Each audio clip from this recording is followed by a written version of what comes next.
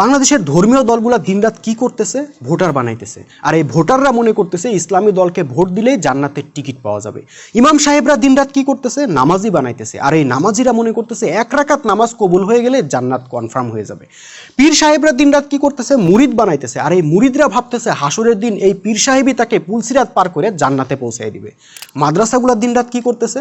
হাফেজ, মুফতি, মাওলানা বানাইতেছে। আর এই মুফতি মাওলানারা মনে করতেছে তারা হইল আল্লাহর খাস লোক, মৃত্যু হইতে দেরি, জান্নাতে যাইতে দেরি নাই।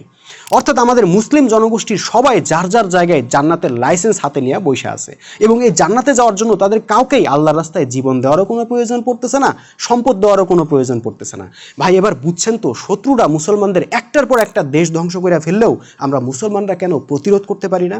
কেন শত্রুকে পরাজিত করতে পারি না? কারণ যুগের পর যুগ আমাদেরকে এমন একটা ইসলাম শেখানো হয়েছে যার সঙ্গে জেহাদের কোনো সম্পর্ক নাই, সংগ্রামের কোনো সম্পর্ক নাই, জীবন দেওয়ার ও সম্পদ দেওয়ার কোনো বাধ্যবাধকতাই নাই। দীর্ঘদিন যাবৎ সংগ্রামহীন, জেহাদহীন, কুরবানিহীন একটা ইসলাম চর্চা করতে করতে আমাদের সংগ্রামী চেতনায় নষ্ট হয়ে গেছে, সংগ্রামী চরিত্রই হারিয়ে গেছে। অথচ সাহাবীরা জান্নাতের জন্য পীরের দরবারেও ছুটে যাইতেন না, মুফতি মাওলানাদের কাছেও ছুটে যাইতেন না, তারা জান্নাতের জন্য ছুটে যাইতেন রণাঙ্গনে। কেননা তারা জানতেন আল্লাহ সূরা তওবার 111 নম্বর আয়াতে পরিষ্কার ভাষায় বলছেন, আমি মোমেনের জানমাল কিনে নিছি জান্নাতের বিনিময়ে। মানে মোমেনরা আল্লাহ রাস্তায় জান দিবে, মাল দিবে, এর বিনিময়ে আল্লাহ মোমেনকে জান্নাত দিবেন।